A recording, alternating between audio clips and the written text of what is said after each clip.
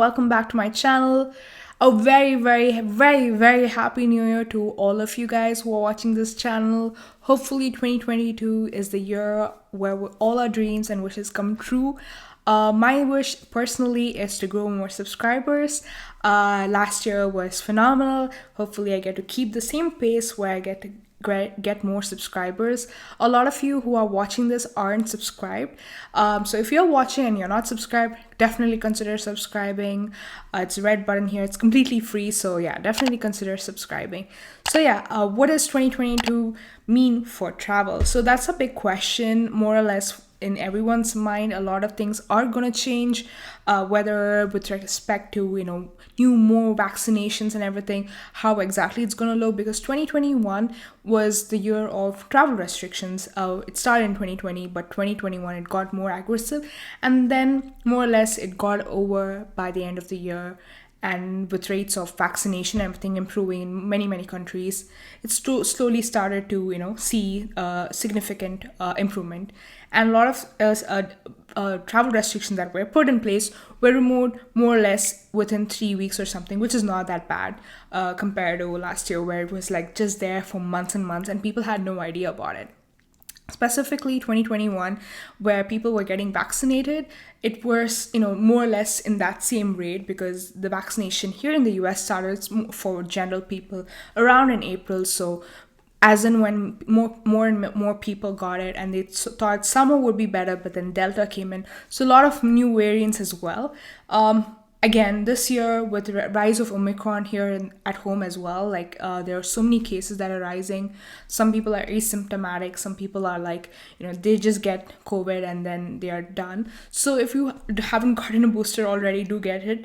It's completely free. And the thing is that if you are boosted, the chances of Omicron coming, if you getting affected, is very low. And there are some breakthrough cases as well, but more or less, being positive and traveling is a big tough task in itself. So let's get to that video as well. So yeah, last year, at the end of the last year, we saw that people coming into the US, you needed to be COVID negative and take a new fresh COVID negative test 24 hours prior to actually going into the flight and boarding and actually getting into the US. Like departure, the whole time should be 24 hours, which it's like very difficult to do it. So most people get to do it at the airport. So how is 2022 gonna look more or less with that respect? First, masks are gonna stay. So there was a lot of rumors, at least in November, and that masks are gonna get removed because of improving vaccination rate as well. Here where I live in my county, about 89% of people are vaccinated, but that is more or less within the whole country. It needs to be there, and obviously in other countries as well. So vaccination rates have to improve. So yeah, masks are gonna stay at least till the end of 2022. People will need to wear masks. Hopefully not double mask, because that can get very suffocating. But I think the new restrictions might include just a surgical mask, maybe not cloth mask or N95 mask or specialized mask. But that, again, masks are going to stay for the foreseeable future, at least till the end of 2022, where there are no more cases, new variants or anything coming up. Secondly, of course, the rumor of whether domestic traveling will also include a COVID test. Obviously, this has come up multiple times, whereas in international travel, it's more restrictive. You have to take a COVID test. You have to be COVID negative before traveling, and else, you have to quarantine or book your flight for another date. So all these things are there, but domestic, obviously that's not the case. You can still travel pretty much without a COVID test. Whether that's going to change is again a rumor. With the rise of at-home cases, kits as well, it's very easy to get a kit and get yourself tested. So whether it's going to be honor system or even domestic flights are going to require RT-PCR tests is again up in the air. But obviously if there's confirmed news, I'm definitely going to be posting up in the channel, so definitely subscribe. The other thing why I think it's 50-50, is that, whether it's going to come or not, is because right now, because of the winter storm, it's almost over, but there are storms, affecting many, many places, and flights are getting canceled. Like flights, domestic flights here in the US do cancel quite often, and the test might not be valid for a very long time before boarding in. So I'm not sure whether, this whole thing, whether it's going to scale up, even makes sense for that matter, or whether airlines are gonna just take that upon themselves and just test you before boarding in. That is also another thing that is up in the air. So yeah, that is these two news with respect to the US.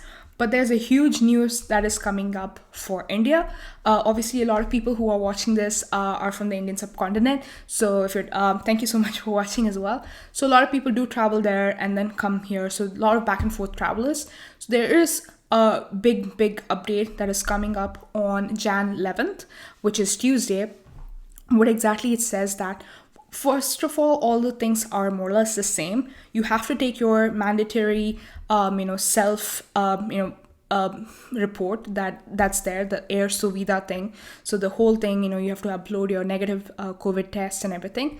Secondly, obviously, the airlines is also going to require you to take an RT-PCR test.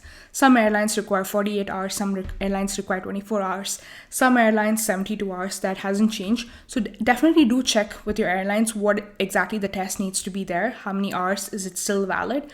I would say definitely take it, 48 hours, 24 hours is a good window. And there are also different test sites within the airport itself, so it's more accessible to take the test. So definitely do come to the airport much before, so that you don't need to run last minute for taking a new fresh test in case the check-in counter denies your test. So that is also there. So first, Air Suvida thing, and secondly, you have to take your mandatory RT-PCR test. So now let's say you are in India, like you have traveled over to India. Now, there are countries which are at risk, which is about 13 countries. They're constantly adding more and more. I've listed the countries in the description as well. One of them is the Europe, the whole country, the whole continent of Europe, and the countries in Europe, including UK. UK is not part of Europe, but anyways, UK, Brazil, and African countries, and a lot of other countries are there. Again, look at them in the description as well, so that you know which country you're flying in from. So these countries are at risk. Obviously, US is not there in the list at the moment, but maybe they might add, because the cases here are rising, especially for Omicron. So they might consider US to be at risk as well. I'm not sure, but right now it's not there. So if you're traveling from at-risk countries, what would happen is that when you landed into the arrival airport, they would test people, and if you are COVID positive, you would have to isolate, in a facility. So you would probably have to pay the facility for quarantining. No at-home quarantining possible. And if you're tested negative, obviously you don't need to worry anything about it. So you can just go about your day. Again, quarantining is good if you're traveling from a different country. But again, it's all different. But if you are tested positive, it's bad news for you, because you do have to isolate yourself at a facility, which obviously means you have to pay for the facility, I think 7 days or something. And then they will test you again. And yeah, till you recover and you're tested negative, obviously. The people who are not from the at-risk countries, again, randomly, they're going to check up people and, check if you're COVID positive or COVID negative.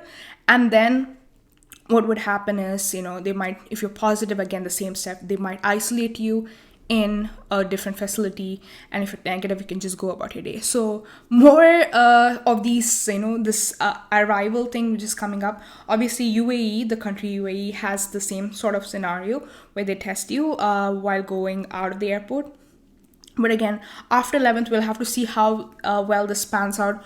The random people, what are their reviews and everything. So definitely look out for this channel. I'll post those as well once I get to find out more about it.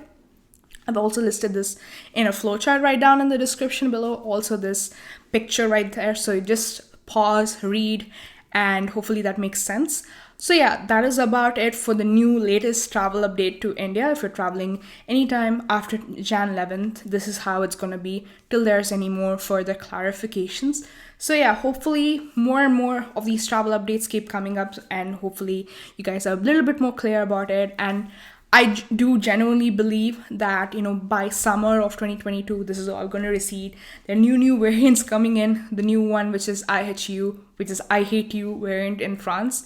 We'll have to see how it pans out. But I definitely hope no more travel restrictions as well, because that doesn't work out as well for many, many countries. So yeah, definitely subscribe to this channel, and I'll keep posting more of these videos. I have a lot more other videos. I have also an upcoming travel plan coming up. So yeah, definitely subscribe, and till later, see you all again in another video. Bye.